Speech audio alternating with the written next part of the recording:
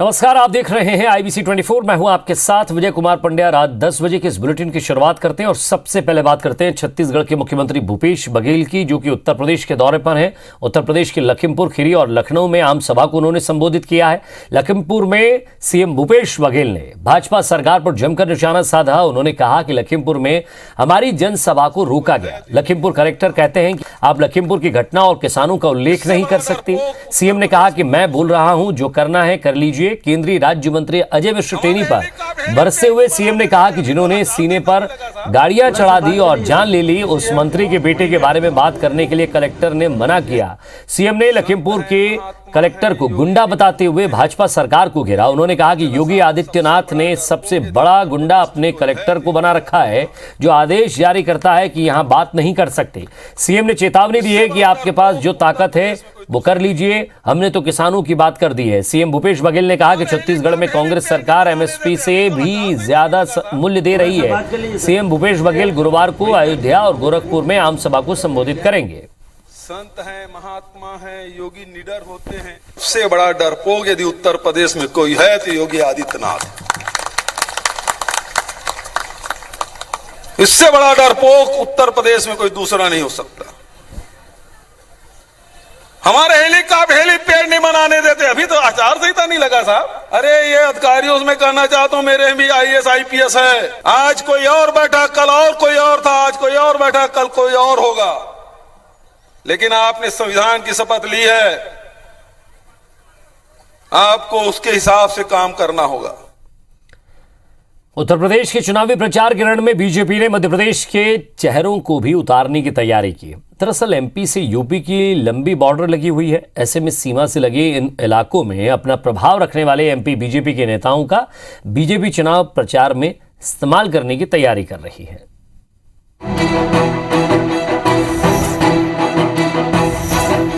UP में अभी भले ही विधानसभा चुनाव की तारीखों का ऐलान नहीं हुआ है, लेकिन चुनावी सरगर्मी पूरे उफान पर है।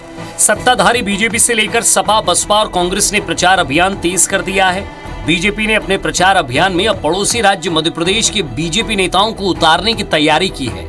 इसमें सीएम शिवराज सिंह चौहान तो प्रमुख चेहरे हैं ही।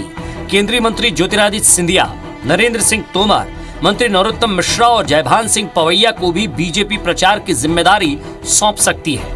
केंद्रीय मंत्री ज्योतिरादित्य सिंधिया को 11 जिलों में प्रचार की कमान मिल सकती है। ग्वालियर में हूँ भाई। आपको यूपी के लिए मैं जहाँ मुझे लगाया जाएगा वहाँ जाऊंगा मैं। भारतीय जनता पार्टी की कार्यपद्धति है कि जब एक राज्य में चुनाव होते हैं तो दूसरे राज्यों से वरिष्ठ नेताओं को सहयोग के लिए, नेतृत्व के लिए सदैव आमंत्रित किया जाता है। और उत्तर प्रदेश में सदैव मध्य प्रदेश का कार्यकर्ता अपनी आहुतियों को डालता हुआ सदैव नजर आता है। दरअसल यूपी के 11 जिलों में 49 विधानसभा क्षेत्र MP की सीमा से सटे हैं। ग्वालियर, चंबल, बुंदेलखंड और विंध्य अंचल के बीजेपी नेताओं का इन क्षेत्रों में प्रभाव माना जाता है। ऐसे में इन्हीं अंचलों से आने वाले बीजेपी नेताओं और कार्यकर्ताओं को यूपी विधानसभा चुनाव में जिम्मेदारी सौंपने की तैयारी चल रही है। कांग्रेस ने बीजेपी की इस तैयारी पर निशाना साधा है। भाजपा का एक व्यक्तिगत विषय है कि कौन सा लीडर जा रहा है, कौन सा नहीं जा रहा है। हाँ, अब देखने वाली बात यह है कि वो इम्पोर्टेड लीडर को कहाँ भेजेंगे, ये एक देखने का विषय है। दरअसल यूपी में सत्ता पर कब्जा बरकरार रखने के लिए बीजेपी पूरा दमखम लगा रही है। ऐसे में MP बीजेपी के बड़े चेहरे बीजेपी के लिए उपयोगी साबित हो सकते हैं। नासिर गौरी, IBC 24, ग्वालियर।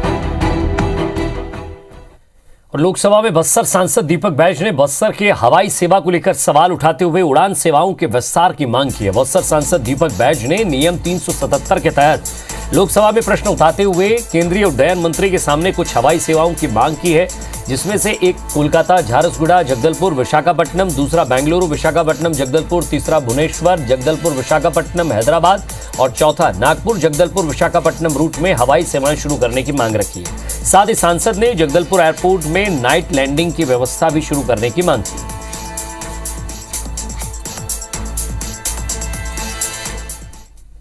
भोपाल में किसान कांग्रेस का सम्मेलन हुआ जिसमें पूर्व सीएम कमलनाथ शामिल हुए। इस दौरान कमलनाथ ने सम्मेलन को संबोधित करते हुए कहा कि हमें कृषि क्षेत्र की चिंता करनी है और भविष्य की भी रक्षा करनी है। पूर्व सीएम कमलनाथ ने तीनों कृषि कानूनों को लेकर केंद्र सरकार पर निशाना साधते हुए कहा कि इनका मकसद किसानों को नुकसान पहुंचाकर उद्योगपतियों को फायदा पहुंचाना था। पीएम मोदी को 15 महीने बाद समझ आया कि ये किसानों के हित में नहीं है। मोदी जी को 15 महीने बाद ये बात समझ में आई कि किसानों के हित में नहीं है, ये तो उद्योगपति बड़े बड़े व्यापारियों के हित में। न्याय यात्राएं चल रही हैं किसान कांग्रेस की, लगभग हमारी 10-12 जिलों में हम लोगों ने कर चुके हैं। कई जिले रह गए हैं, उनको हम 24 तारीख से हमारी निरंतर यात्राएं चलेंगी 1 महीने तक। गांव-गांव जाकर किसान भाइयों को कांग्रेस का सदस्य बनाएंगे और वहां पे हम कैसे बूथों को मजबूत करें उसके लिए काम करेंगे। बीजेपी प्रदेश अध्यक्ष वी डी शर्मा ने एमपी के 23 जिलों की कार्यकारिणी घोषित नहीं की है, जिसमें ग्वालियर चंबल संभाग के 9 जिले भी शामिल हैं, जिसे लेकर अब सवाल उठ रहे हैं। दरअसल ग्वालियर चंबल संभाग इन दिनों मध्य प्रदेश बीजेपी के लिए सबसे बड़ा राजनीति का केंद्र बना हुआ है। यहां से ज्योतिरादित्य सिंधिया है तो वहीं केंद्रीय मंत्री नरेंद्र सिंह तोमर भी है। इसके साथ ही प्रदेश अध्यक्ष वी डी शर्मा भी हैं जो मुरैना जिले से ताल्लुक रखते हैं। ऐसे में किसको कहां एडजस्ट किया जाए, इसे लेकर अब तक एक राय नहीं बन सकी है। इसलिए अभी तक जिला कार्यकारिणी घोषित नहीं हो सकी है। सिर्फ जिला अध्यक्षों से काम चलाया जा रहा है। बताया जा रहा है कि सभी दिग्गज नेता अपने लोगों को कार्यकारिणी में जगह दिलवाना चाहते हैं, इसलिए देरी हुई है। वहीं कांग्रेस को सवाल उठाने का मौका मिल गया है। कांग्रेस ने निशाना साधते हुए कहा है कि बीजेपी में अब वर्चस्व की लड़ाई चंबल में शुरू हो गई है। जहां तक भाजपा का सवाल है, कम से कम ग्वालियर चंबल अंचल में तो संगठन रूप से तो पूर्णतः ध्वस्त हो गई है, क्योंकि यहाँ जितने भी जो वरिष्ठ लीडर थे, पार्टी के स्थापित लीडर, सिंधिया जी के आने के बाद उनका तो वर्चस्व स्वयं का खतरे में है, तो समन्वय हो ही नहीं पा रहा है, तो लिस्ट तो फाइनल नहीं हो पा रही, तो किस बात का शिविर कर रहे हैं। मध्य प्रदेश में कमलनाथ जो एक बुजुर्ग नेता हैं और सारे के सारे पदों को दबा के बैठे हैं ताकि अगली पीढ़ी का कोई नेता नहीं आए, पहले इससे निपट लें तब भारतीय जनता पार्टी की जिक्र करें। भारतीय जनता पार्टी के कार्यकर्ता सदैव अपनी सरकार की योजनाओं को जनता तक पहुंचाने में लगे हुए हैं। जो कार्यकारिणियां गठित नहीं है वो भी बहुत जल्दी हो जाएंगी।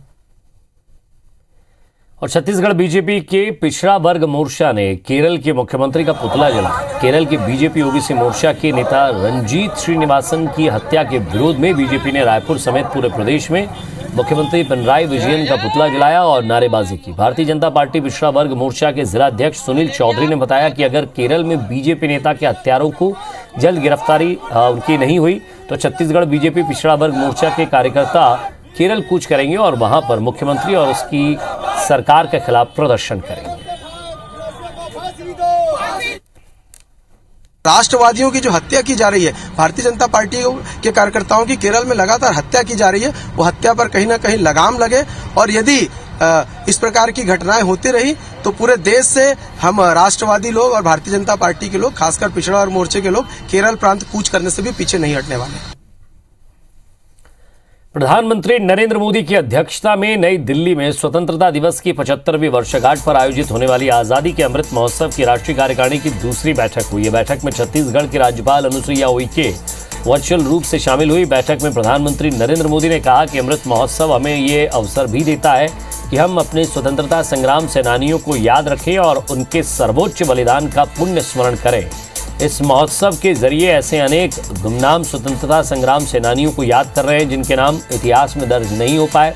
नई पीढ़ी को उनके बलिदानों को याद रखने के साथ ही अपने कर्तव्यों का भी दायित्व बोध होना चाहिए। बैठक में समिति के सदस्यों, राज्यपालों और मुख्यमंत्रियों ने अमृत महोत्सव के संबंध में अपने विचार, संकल्प और अपने राज्य में किए जाने वाले कार्यक्रमों की जानकारी दी। बैठक में गृह मंत्री अमित शाह, रक्षा मंत्री राजनाथ सिंह, लोकसभा अध्यक्ष ओम बिरला सहित राज्यों के राज्यपाल, मुख्यमंत्री, कला एवं अन्य क्षेत्रों की प्रमुख हस्तियां शामिल हुई।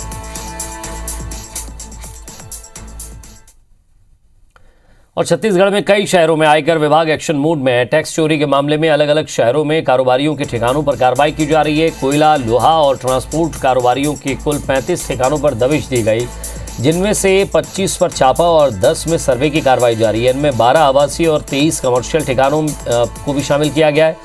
आयकर विभाग की टीम स्टॉक वैल्यूएशन में जुटी है। बिलासपुर में कोयला कारोबारी के ठिकानों पर रेड पड़ी। टीम कोल कारोबारी सुमित कोल फीडर्स के विनोबा नगर स्थित ऑफिस और गतौरी स्थित भगवान दास अग्रवाल की कुलवाश्री पहुंची है। इसके अलावा आयकर विभाग की टीम ने कोरबा में 2 बड़े कारोबारियों पर छापेमार कार्रवाई की है।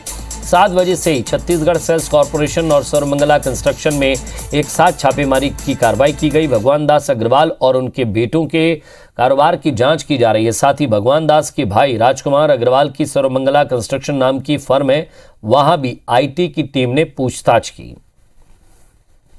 और एक नजर बिग न्यूज पर। जम्मू कश्मीर में आतंकवादी अपनी हरकतों से बाज नहीं आ रहे हैं। बुधवार को श्रीनगर के ईदगाह इलाके में आतंकवादियों ने एक व्यक्ति को गोली मारी। वहीं अनंतनाग में भी आतंकियों ने एएसआई मोहम्मद अशरफ पर फायरिंग कर दी, जिन्होंने अस्पताल में दम तोड़ दिया और शहीद हो गए।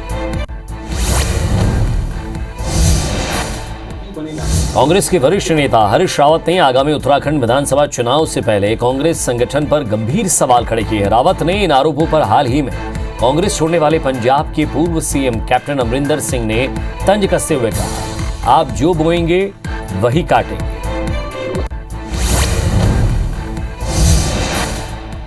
वित्त वर्ष 2022-23 के लिए बजट पूर्व बैठक का सिलसिला खत्म हो गया। बुधवार को आखिरी बैठक वित्त मंत्री निर्मला सीतारमण ने अर्थशास्त्रियों के साथ बैठक की और बजट को लेकर उनके सुझाव लिए। इस बार बजट में पूर्व बैठक में कुल 7 स्टेक होल्डर्स ग्रुप की कुल 8 मीटिंग्स की गई हैं, जिसमें 120 लोगों ने हिस्सा लिया है।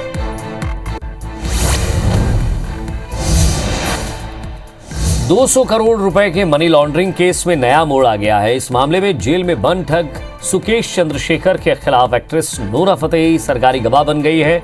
इससे पहले सुकेश चंद्रशेखर ने ईडी को दिए बयान में जैकलिन फर्नांडीज और नोरा फतेही के अलावा शिल्पा शेट्टी, श्रद्धा कपूर, हरमन बावेजा जैसे कई बॉलीवुड सेलेब्स का नाम लिया गया था।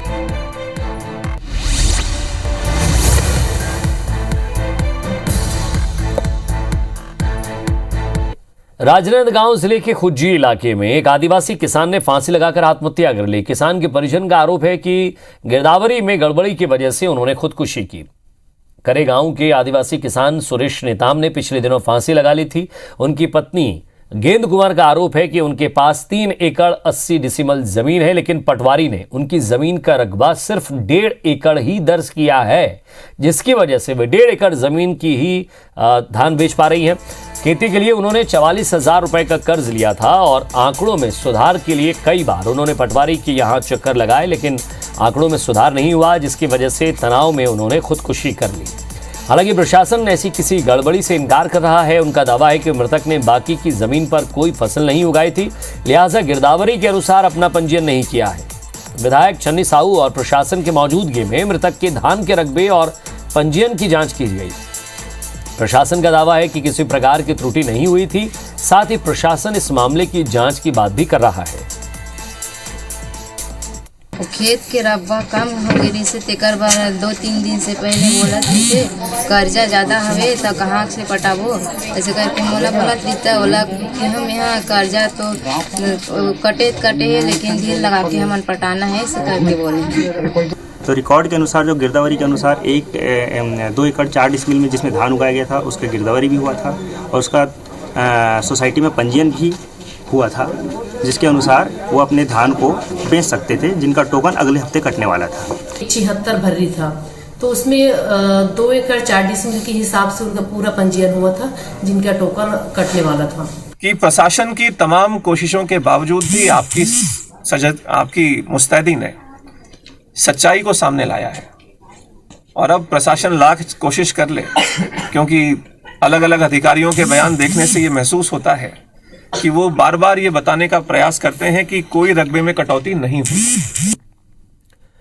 ओमिक्रॉन को लेकर बस्तर पुलिस भी अलर्ट पर है। पहली लहर के दौरान छुट्टियों से लौटने वाले कई अर्धसैनिक बलों के जवान संक्रमित होकर पहुंचे थे और ये आरोप भी लगे थे कि इसके बाद से संक्रमण फैलता चला गया। अब बस्तर आईजी ने पैरामिलिट्री फोर्स और पुलिस बल के अधिकारियों और जवानों को कोविड प्रोटोकॉल का सख्ती से पालन करने के निर्देश दिए। यही नहीं, छुट्टी से लौटने वाले जवानों को अब 7 दिन क्वारंटाइन भी रहना होगा। जवान वापस लौटने पर कैंप में बनाए गए अलग आवास में 7 दिनों तक रहेंगे और उनका टेस्ट भी किया जाएगा। बटालियन में एक साथ बड़ी संख्या में जवान मिलजुल कर रहते हैं, ऐसे में संक्रमण कैंप में तेजी से फैलने का खतरा रहता है, जिसको देखते हुए इस बार कोई कोताही नहीं बरतने की कोशिश की जा रही है।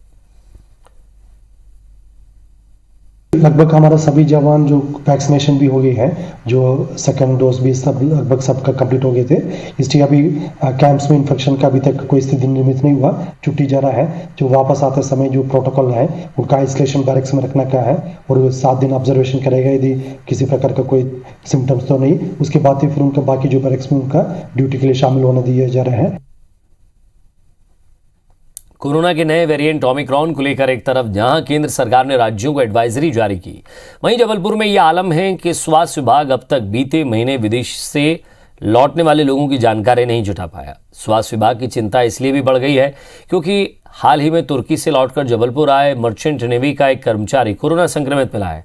हालांकि उसे अस्पताल में आइसोलेट कराया गया है, लेकिन स्वास्थ्य विभाग नवंबर में जबलपुर लौटे यात्रियों की जानकारी एयरपोर्ट अथॉरिटी से बार बार पत्राचार के बाद भी मिलने से परेशान है।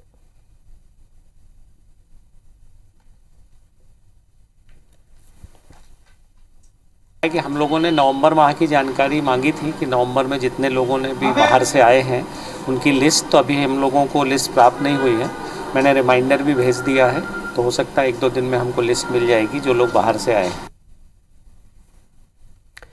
छिंदवाड़ा में 3 शिक्षकों ने कुछ ऐसा कर डाला कि उनकी हर तरफ तारीफ हो रही है। उन्होंने अपनी सैलरी के 1% हिस्से से स्कूल को डिजिटल बना डाला। मामला जिले के मोहनखेड़ा विकासखंड के संकुल के तहत आदिवासी शासकीय नवीन माध्यमिक शाला घोघरी का है। तीनों शिक्षक 1 दिसंबर 2016 से लगातार अपनी तनख्वाह का 1% देकर विद्यार्थियों को आधुनिक समय में शिक्षा हासिल करने के लिए जो भी संसाधन आवश्यक थे उन्हें उपलब्ध कराकर, जिसमें smart TV, laptop, tablet, projector, ई लाइब्रेरी और लाउड स्पीकर शामिल है। इतना ही नहीं, अपनी इस शाला को आकर्षक और सुंदर बनाने के लिए साज सज्जाकर विद्यार्थियों में स्वच्छता का भी संदेश दिया है। प्राइवेट स्कूल शिक्षा पद्धति के आकर्षण से ग्रामीण परिवेश के विद्यार्थियों को प्रभावित करने के लिए इन शिक्षकों ने ये अभिनव पहल की है, जिसके बाद अब इस स्मार्ट स्कूल को देखने के लिए कभी कलेक्टर तो कभी दूसरे जिले के आला अधिकारी आते रहते हैं।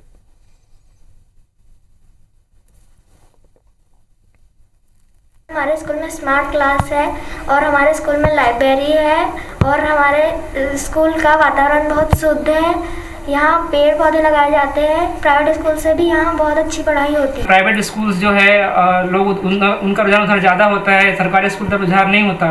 तो जबकि हमें सब सारी सुविधाएं अवेलेबल हैं, सब कुछ है, तो फिर हम क्यों नहीं कर पा रहे हैं? इसलिए हम अपने वेतन से लगभग 1% की राशि तीनों टीचर जमा करते हैं और उस राशि से कंटिजेंसी जो भी अमाउंट आता है उससे हम लोग ये नवाचार करते हैं। और इसी के साथ फिलहाल इस बुलेटिन में इतना ही। नमस्कार।